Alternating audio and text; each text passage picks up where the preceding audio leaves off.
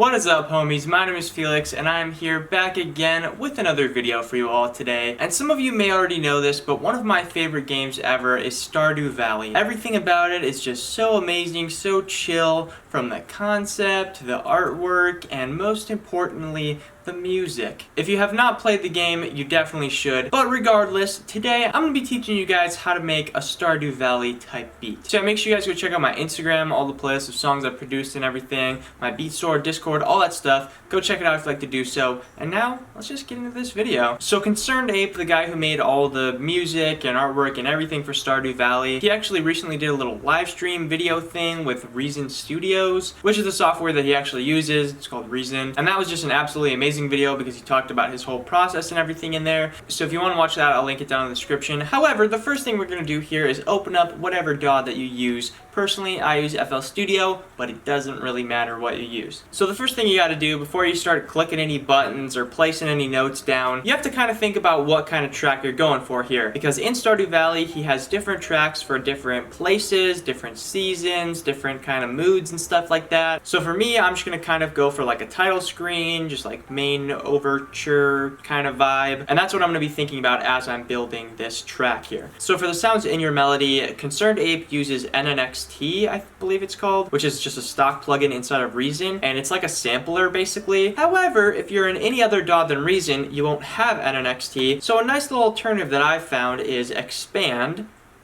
exclamation mark 2. It's a pretty cheap little plugin that is also a sampler, so it has stuff like harp sounds, ukulele sounds, panpipes, and other semi-realistic sounding instrument sounds. And in Stardew Valley, most of the tracks are kind of like a combination of like natural sounds and also like some synthy and slightly video game 8-bit kind of sounds. Another plugin you could use is Purity, which is another like sampley, synthy kind of plugin. But anyways, the first sound that we're going to start out with is probably either a banjo or a harp, because, you know, kind of farmer vibe is like a banjo. And with these melodies, you want to keep them pretty simple, but also very catchy. So what I came up with here sounds like this. And that's kind of just going to loop over and over, maybe with a slight little change here and there. Alright, so this is what I came up with here. Just made a couple little minor changes, but not too much to where it throws off the catchiness of the melody. And when you look at it, this section right here is just a major chord, except for the top two notes, the third and the fifth, are just slid over. So, you know, it's nothing crazy. We're just doing a little bit of like a root note, boop, two top notes kind of thing. So another thing I want to add now is kind of like a pan flute, because he likes to use pan flutes quite a lot. So we're going to pull up one of those bad boys. One thing about making any type of video game music is that you really need whatever melody you come up with, and just the whole track in general, to loop well. That track is going to be playing like a few times over and over. So coming up with a good melody that loops well over like 4 bars, 8 bars, 16 bars, whatever you choose to do, is a very important thing. So now that we have a little pan flute going on, I want to add some sort of little pad sound or something. Not anything too crazy, just a subtle little pad. For the pad sound, I think I'm actually going to go into Serum. One thing that I should mention though is that the whole Stardew Valley soundtrack was made completely using Reason stock plugins and effects and everything. That just makes it all the more impressive, but it also goes to show that you can do this kind of stuff without having Serum and Purity and all these fancy plugins and whatnot. What's up here is what matters, not what's, you know, down here on the screen. So another thing I'm going to add here is something that ConcernedApe likes to do a lot, which is adding an arpeggio. So I'm going to pull up Expand again because there's a cool little trick that you can do inside of Expand. So I'm going to go to this little vibraphone sound. And he does this inside of NNXT in Reason, but you can do it here as well. Basically, I'm going to turn up the attack on this vibraphone. And now you have that cool little whatever that is kind of sound, and you can use it for a little arpeggio. So I'm just going to take these chords here and make this into a short note, and then just go up with it, and then just bring it back down. And now we got this little action going on. Another thing I want to do real quick is just add a layer to that banjo. I think I'm going to layer it with a harp sound to make it a little fuller.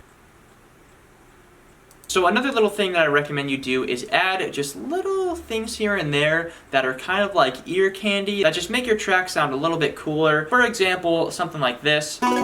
that little sweep with the chords, whatever it's called, but just a little something like this, or even just small notes here and there.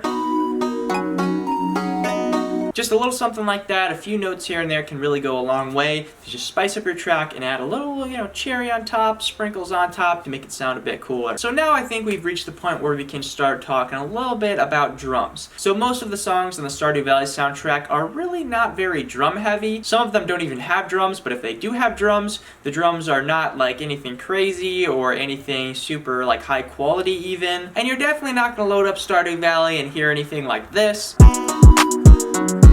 So what I would recommend is looking for a drum kit that has either like video game drum sounds or more specifically old vintage drum machine type drums. Also, you definitely want to include a little bit of percussion in there, so maybe some shaker, maybe that one thing that goes like this. If anything, for this you want to almost look for drums that are lesser in quality, that have like a little bit more lo-fi-ish type of sound. So I found a folder that had a couple of really old drum machine sounds, just the really super bad quality ones, and I made a little pattern like this. So if you want to go for more of a laid back, like slower feel, you can go with the slower drum pattern like I did here, or you can take the snares, remove them from there, and then place them like this, and now you'll have a little bit more of an upbeat drum pattern. Now the snares are coming in twice as fast now, so it speeds it up a little bit. One thing I'm going to do real quick is add a little something from the sponsor of today's video. The company Lander has a plugin called Chromatic, which you guys might recognize as kind of like Arcade by Output, except for it's a little bit different. They've got some other little features going on. I personally am a big fan of using it for the different drum loops that they have in here. This is kind of like a hip hop one. And what I'll do is take that, sample it, maybe chop it up a little bit, speed it up, slow it down, whatever you want to do. But they also have different like melodic stuff you can choose from. This one kind of has like some ambient vibes going on. And you can also choose what key it's in. If I go here. What I'm actually going to do is take this sound right here, sample that, make it into a one shot basically, and then use it as part of the melody. So as you can hear now, we have this little one shot thingy. Pretty well integrated into our melody.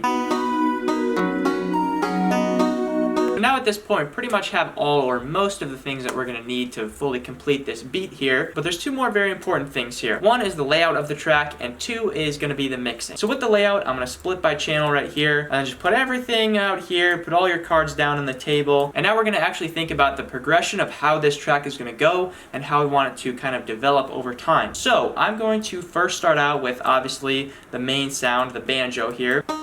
So once this comes in, I'm going to bring in maybe the hi-hats and the snare or something, or maybe just like the pad, whatever I'm feeling, whatever I decide to pull in there. It just depends on kind of the energy you want your track to have and how you really want it to develop. And then I think we'll do a little break section where we have the arpeggio. And then one thing you can really do to transition from one part to the next is add a little bit of like a, clap thing or like a roll with the snares.